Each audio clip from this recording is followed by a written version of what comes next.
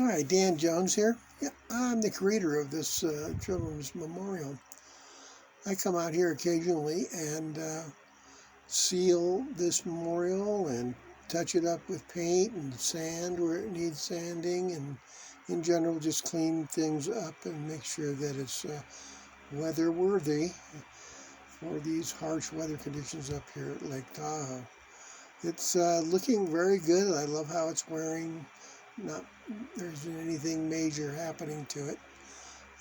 I really do love this memorial, and I'm very honored to uh, have it in this community. And I